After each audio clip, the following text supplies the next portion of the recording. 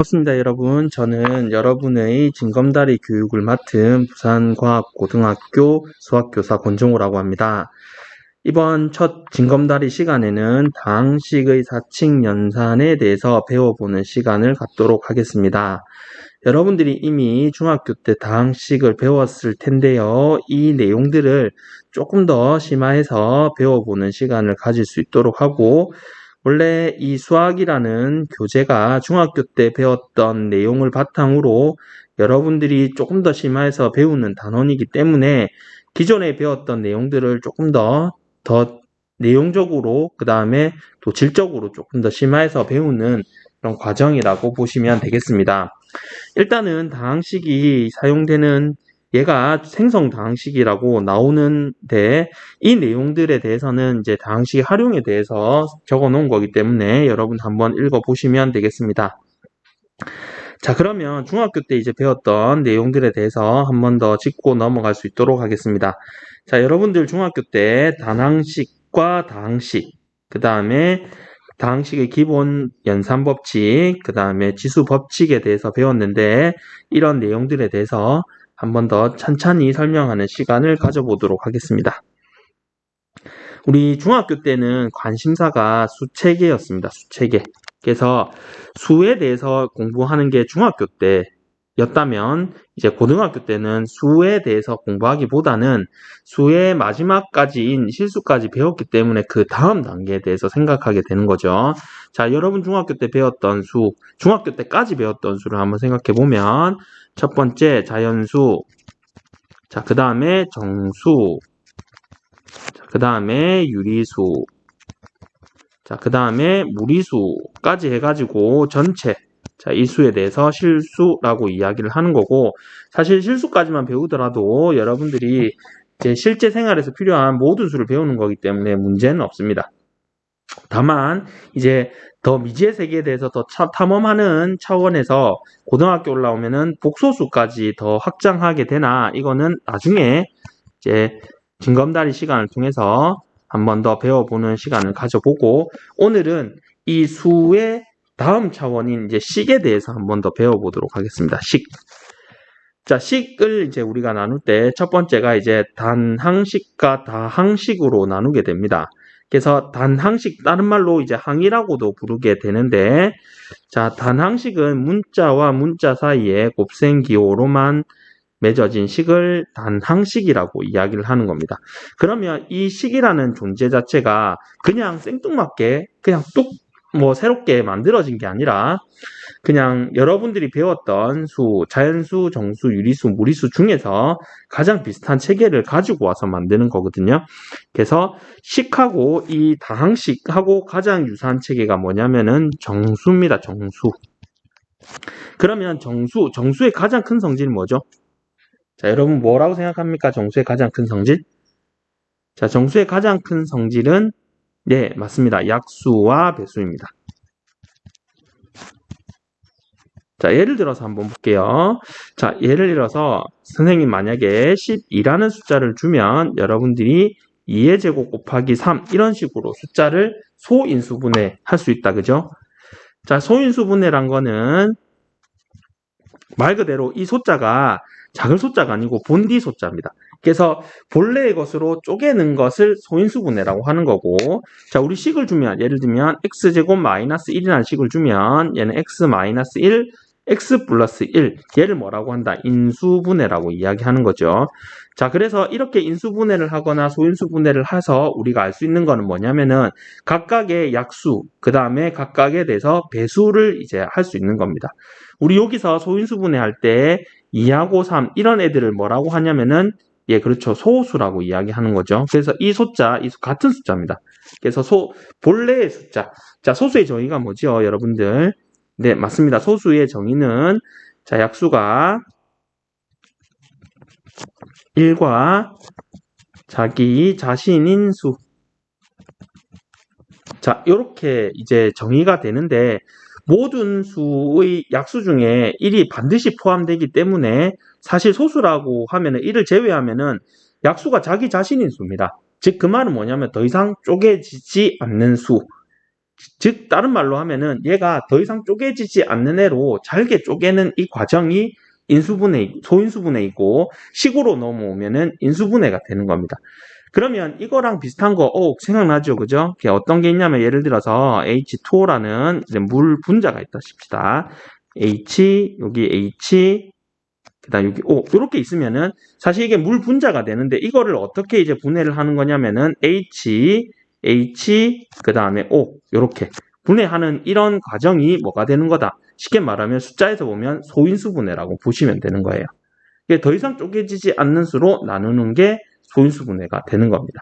그래서 유리수에서는 약수와 배수라는 개념을 이제 사용할 수 없는 게 이제 모든 수는 다 약수가 되고 배수가 되는 거죠. 예를 들면 우리가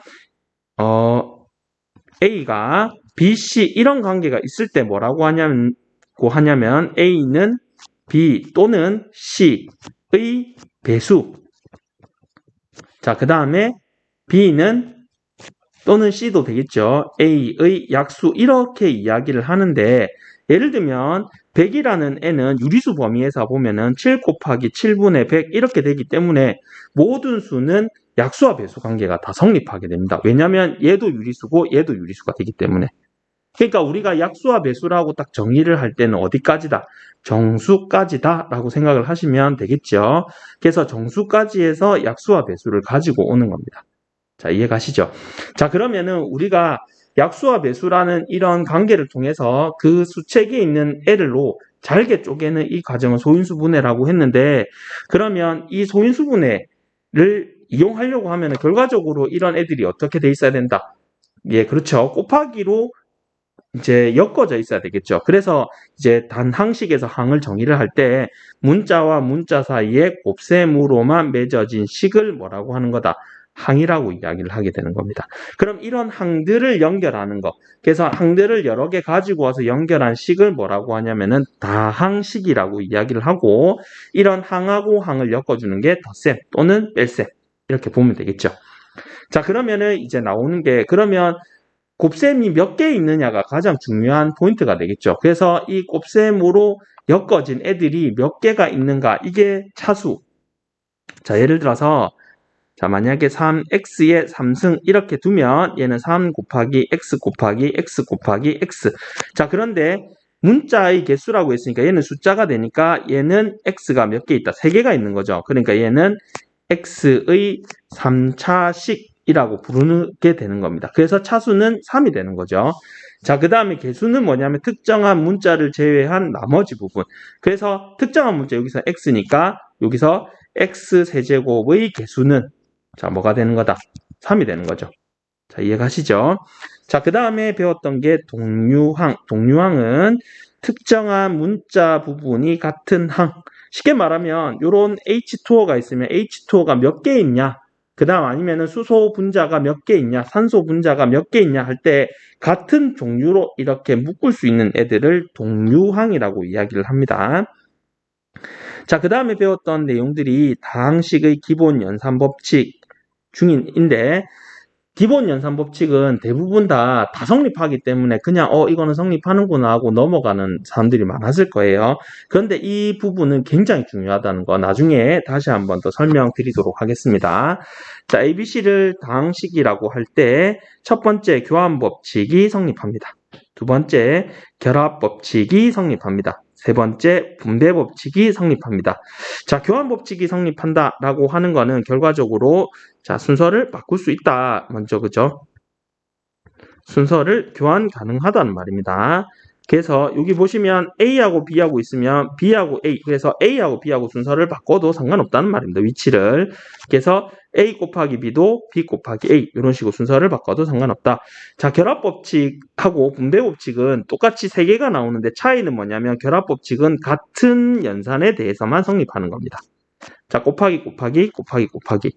그 다음에 분배법칙은 곱하기하고 더하기가 같이 혼용돼서 나올 때 얘는 이 연산을 계산하는 방법에 대해 설명해 주는 거죠. 자, 그 다음 결합법칙은 뭐냐면은 괄호를 어디에 두어도 상관없다는 말입니다. 그래서 우선순위에 대한 이야기이죠. 그래서 우선순위를 어디에 둬도 상관없다는 말입니다. 그래서 예를 들어서 A하고 B하고 C하고 있을 때, 그지? A하고 B하고 C하고 있을 때, 여기도 A하고 B하고 C하고 있을 때 A 더하기 B를 먼저 하나, B 더하기 C를 먼저 하나, 가로를 어디 둬도 상관없다라고 하는 게 결합법칙이다라고 보시면 되겠습니다. 자, 그 다음에 여러분 배웠던 게 지수법칙. 자, 지수법칙의 포맷은 똑같습니다. 1번부터 5번까지 이 포맷은 다 똑같이 나오는데, 자, 아까 처음에 시작했을 때 선생님이 이제 수학이라는 단어는 중학교 3학년 때 배웠던 내용을 한층 더 심화한다고 이야기했죠. 그래서 이 포맷은 똑같은데 뭐만 달라지는 거냐면 지수법칙에서 지수가 여러분 중학교 때까지는 양의 정수까지 배웠는데 이게 정수, 그냥 정수, 그 다음에 유리수, 그 다음에 실수. 자, 그래서 요 실수까지 확장돼서 여러분들을 배우게 되는 겁니다.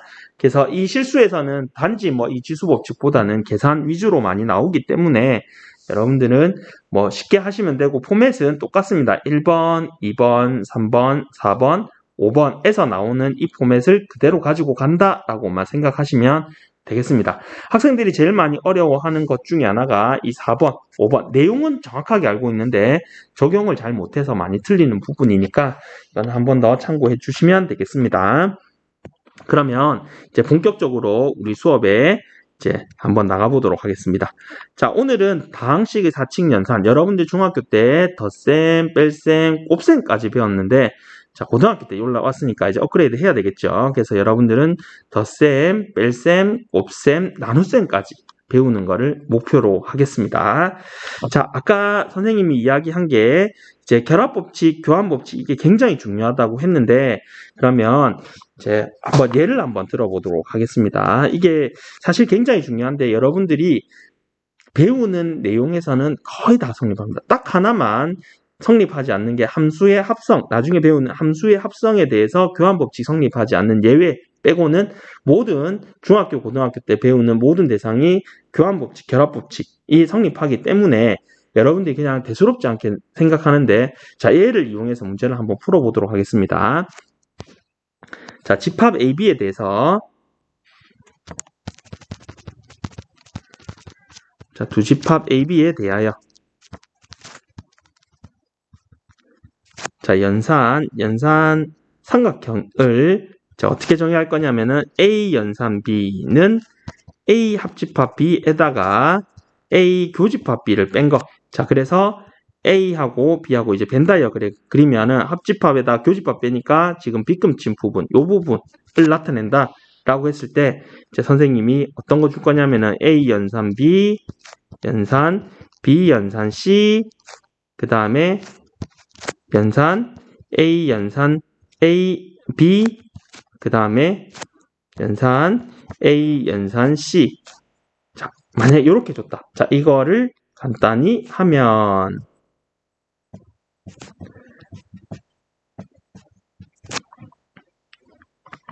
자, 그러면 일단 요 식에선 나중에 보시면 알겠지만 A 연산 B나 B 연산 A가 같습니다. 즉 교환법칙이 성립하죠. 자, 그 다음에 두 번째 뭐가 성립하냐면 A 연산 B에다가 연산 C를 한 거는 A 연산에다가 B 연산 C를 한 거와 같다라고 보시면 되겠습니다. 자, 즉 다른 말로 하면 결합법칙이 성립한다. 자, 그 말은 뭐냐면 교환법칙은 순서를 바꿔도 상관없다는 거고 그 다음에 결합법칙이 성립한다는 거는 결과적으로 가로를 다 무시해도 된다는 거죠. 자, 그래서 이거는 일단 가로를 다 풀어보겠습니다. 그러면 A 연산 B, 연산 B, 연산 C, 연산 A, 연산 B, 연산 A, 연산 C 이렇게 된다는 말이고 교환법칙이 성립하니까 어떻게 돼요? 순서를 바꿔가지고 얘는 A는 다 묶고 A 3개죠. 그죠? 자, 그 다음에 B도 3개다. 그지? 그 다음에 C가 2개 이렇게 나와요. 맞습니까? 자, 근데 이제 한번 해볼게요. 이제 같은 것끼리 다 묶었으니까 자, A 연산 A 하면 뭐가 나와요? 그쵸? A 연산 A 합집합 A에다가 빼기 A 교집합 A를 빼니까 얘는 공집합. 자, 그러면 공집합은 뭐가 나오죠? A 연산 공집합은 A 합집합 공집합에다가 A 교집합 공집합을 빼니까 얘는 A 이렇게 나옵니다. 즉 다른 말로 하면은 똑같은 게 두 개 있으면 그지? 공집합이 되고 공집합이 있으면은 그냥 공집합은 스스로 없어진다는 거죠. 자, 그러니까 요 두 개가 있으면은 공집합이 되고 공집합은 없어지니까 A. 자, B 두 개 있으니까 얘 두 개도 공집합이 되고 공집합이 있으면 없어져서 얘는 없어질 거고 C 두 개도 공집합이 되고 그 다음에 공집합은 없어지니까 결과적으로 남는 건 뭐 있다? A 연산 B. 그래서 이렇게 간단히 할 수 있게 되는 거예요. 그래서 교환법칙, 결합법칙은 굉장히 중요한 법칙이나 여러분들이 그냥 무시하고 많이 넘어간다는 거. 근데 이거를 사용하면 굉장히 중요한 내용이니까 알고 있으면 되겠습니다. 자, 여기서 다항식에서는 굳이 이 내용들이 막 이렇게 뭐 어렵게 나오게 출제되거나 내용이 비중이 있는 건 아니니까 내용이 있다 정도는 반드시 알아두셔야 되겠죠. 그래서 요를 이야기하면 다항식 덧셈에 대한 성질은 교합법칙, 교환법칙, 결합법칙이 성립한다는 거. 곱셈에 대한 성질은 교환법칙, 결합법칙도 성립하는데 다만 여기서 아까 덧셈을 배웠고 곱셈을 배웠기 때문에 두 연산 사이에 커넥팅을 해줘야 되겠죠. 그래서 분배법칙도 성립한다. 분배법칙은 말 그대로 연산이 두 개 곱하기 하고 더하기가 있을 때 연산하는 방법. 그래서 A 곱하기 B 더하기 A 곱하기 C. 그 다음에 뒤에 있을 땐 순서를 지켜줘야 됩니다. A 곱하기 C 더하기 B 곱하기 C. 이런 식으로. 자, 그 다음에 중학교 때 이제 배웠던 내용 중에 하나가 자, 여러분들 곱셈 공식입니다. 그죠? 곱셈 공식. 자, 곱셈 공식은 여러분들 1번, 2번까지는 중학교 때 배웠던 내용이니까 얘는 알 수 있을 거고 고등학교 들어와서 조금 더 나오는 내용 중에 하나가 3승, 그 다음에 A 더하기 B 더하기 C 3개짜리 항의 전체 제곱. 자, 이 내용들은 나오니까 여러분들 이거는 자, 필수로 암기를 해주셔야 되겠습니다. 자, 그 다음에 6번, 7번, 8번은 나중에 8번은 인수분해할 때 나오는 내용이고요. 그 다음에 6번은 근과 계수의 관계할 때 나오는 내용인데 자, 이 내용은 나중에 나오지만 한 번쯤은 봐두셔도 좋을 것 같습니다. 그 다음에 곱셈 공식과 더불어서 여러분 봐주셔야 되는 내용들이 곱셈 공식의 변형입니다. 변형. 그래서 1번은 우리 중학교 때 했던 내용들이니까 한 번 더 아시면 되고 아까 2번, 3번은 고등학교 내용이라고 했죠. 그래서 이렇게 변형된다는 거 한 번 더 보셔야 됩니다. 자, 다시 한번 보시면 A 더하기 B의 3승은 자, A 3승 더하기 B 3승 더하기 3AB의 A 더하기 B 이렇게 외워주시면 되고 A-B의 세제곱은 B 대신에 마이너스 B 넣으면 되니까 A 3승 마이너스 B 3승 그 다음에 B 대신 마이너스 B니까 마이너스 3AB의 A 마이너스 B. 자, 얘만 외우고 있으면 자동적으로 되겠죠. 자, 그 다음에 A 더하기 B 더하기 C의 제곱은 A 제곱, B 제곱, C 제곱 그 다음에 2배의 AB 그 다음 2배의 BC 2배의 CA 이렇게 된다는 거. 그 다음에 요 식에서 이제 곱셈 공식의 변형이 나오는 게 이제 3개짜리, 2개짜리 이렇게 나오니까 얘는 반드시 기억을 해주시면 좋을 것 같습니다. 자, 그 다음에 우리가 곱셈하고 덧셈은 기본적인 연산으로 배우고 여러분들이 이제 더 필요한 게 뺄셈하고 나눗셈인데 뺄셈은 그냥 간단하게 마이너스 1을 곱해서 더한다라고 보시면 되겠습니다. 마이너스 1을 곱해서 더한다.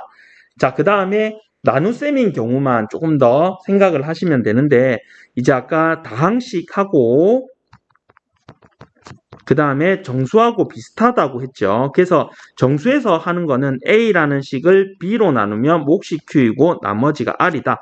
예를 들어서 7이라는 수는 2로 나누면 몫이 3이고 나머지가 1이다. 이렇게 쓸 수 있는 거다. 그지? 그래서 우리가 이렇게 쓸 때 옵션은 뭐냐면 나머지는 0보다 같거나 크고 그 다음에 이게 작기를 같으면 안 되겠죠. 같으면 안 되고 작기를 B보다 작다. 자, 이렇게 우리가 이제 옵션을 주는 겁니다. 자, 그러면 만약에 다항식에서 적용해 볼게요.